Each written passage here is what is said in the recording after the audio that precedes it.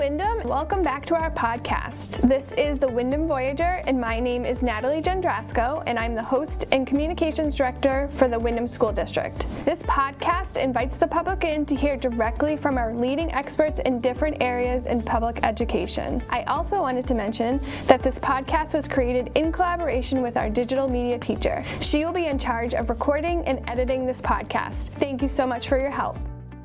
So next up, we have Mr. Cooper joining us. Thank you so much for joining us in the podcast studio here today. Thanks for having me. Appreciate it. So let's get started. What is your curriculum area of concentration? What do you focus on here in Windham? So I focus on social studies and world languages, grades 5 through 12. So oversee all of the social studies curriculum for the upper elementary, middle, and high school, and then also our French, Spanish, and Latin programs. So that's really what my focus is. Where does Latin start? Is it just at the high school? Just at the high school, yes. Yeah. Students can sign up when they get to high school for one of those 3 languages. That's pretty unique that we're able to do that. So I'm very happy that they have a lot of choice in that regard. Yeah, and then French and Spanish is 5 through 8?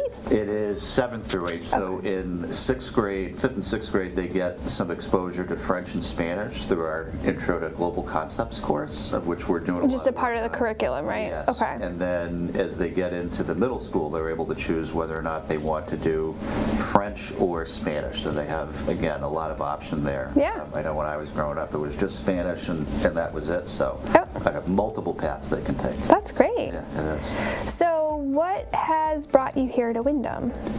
Well, the opportunity to serve in the capacity and in overseeing the social studies and world languages curriculum, that's really where my interest lies, is on the curriculum side. Since I spent a lot of time doing work on curriculum instruction and assessment when I was a teacher. I've been the curriculum facilitator in Litchfield for the social studies. So when this opportunity arose, this is really what I wanted to sink my teeth into, to be in this administrative position, get to work with teachers on honing their craft, and also how can we go ahead and provide the best education for kids. So this is really, when it opened up, I was just ecstatic. Don't you love when the stars align like that? And you're like, this is meant to be. Perfect timing. It's all about making it happen. Right, because I had been an administrator. I was an administrator in Salem and had been dean of students. But that's a lot of student discipline, and you don't get a whole lot in terms of the curriculum side. That's really where your heart is. This is exactly what I wanted to do. That's awesome. Yeah. How has the transition been so far? When did you join us? I joined starting July 1 this summer. Which is a great time to start. Yes, it's nice. You're able to come in, get to, learn the ropes and meet some of the other administrators and just get used to things. But everyone has been extremely supportive at the SAU, through all the buildings, all the administrative team. The teachers have been great to work with.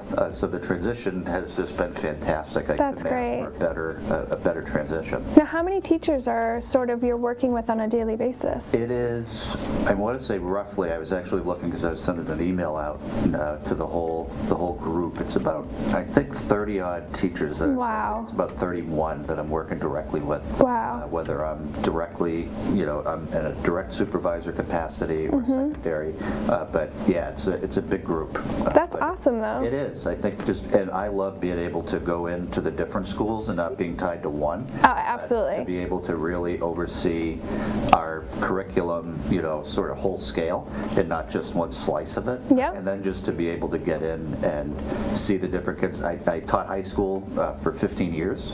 So to be able to go into a 5th and 6th grade classroom and just sort of experience that, yep, it's been great. And it's funny because I get to go in and kind of, with that group, I feel like the fun uncle coming in sometimes because I'm able to sort of joke around with them. I substituted gym one day. So they're just a different population of kids. I love going into their school. It's fantastic. They get they get it. They're fun to talk to. They had no idea who I was, but they were just coming up and saying hi. They now know me as Ed Sheeran because that's what I told them I was. Because you can't see me on the podcast, right here. I love it. So, what is your hope coming to Windham, what is the hope and your dream to leave the Windham community with? My hope is really one that I have some sort of positive impact on the educational environment here, to take a look at a district that has historically been high performing, and how can we go ahead and look at what we're doing, and how can we continue to move forward and evolve over time to try to bring some of the experiences that I've had and try to really make this the #1 program in the state. I think about that in terms of just really wanting to provide a top-notch education for kids. I hope that kids sink their teeth into all the different courses that we have, that they find them extremely engaging and useful. I think I would really love it if they could find something that they're passionate about with it, whether it be social studies or world languages, whatever the discipline might be really excited about that. Think about, wow, I've never really considered a career in this capacity. Right. Because I've had so many kids. I was a youth and government advisor for many years in Litchfield, and seeing kids when we do this mock state government up at the State House, I had so many kids when they saw the buildings, when they engaged in the program, kids that had never really considered what you could do as a career in politics or law, and just all of a sudden I would have kids that would completely change course in where they thought they wanted to go. Yeah. College, internships that they did. So to be able to sort of see kids be passionate about that, find some passion in one of those fields, I think that for me would be the ultimate. Yeah, I think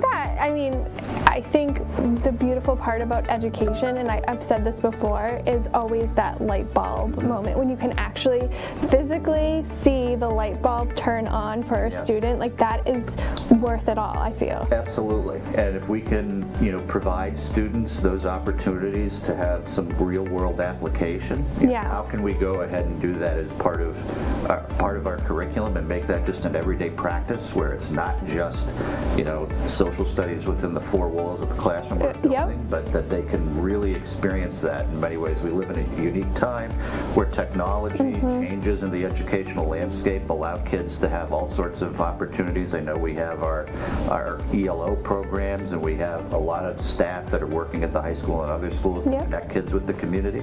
So the more that we can do those things, just as part of what we do, and part of who we are, that's really one of the hopes that I have. Absolutely. So before you leave, what is something outside of the workday that really you enjoy doing, whether that's a hobby or an interest, just to get a little more information about you? Yes. Ed Sheeran. Absolutely. Yeah. So I have lots of concerts that I put on. Very demanding global schedule that I have. So I have a 5-year-old and a 2-year-old. So we spend a lot of time with them, whether it's busy. Yes, whether it's in the backyard or my oldest, he loves trains. Just something that organically happened. I guess. So he loves a lot of Thomas the Tank Engine. Yeah. Spend a lot of time at trampoline parks. Okay. And gassing myself trying to with him. But we do a lot of traveling locally within New England. My wife's family is from Connecticut. Okay. My brother, lives down in New Jersey. Outside of New England, both of my siblings. I love to go. There's so much New Hampshire history. Being a social studies guy, sometimes folks don't really think about. They think of going into Boston, Massachusetts, or Washington, D.C. to go to different museums and programs.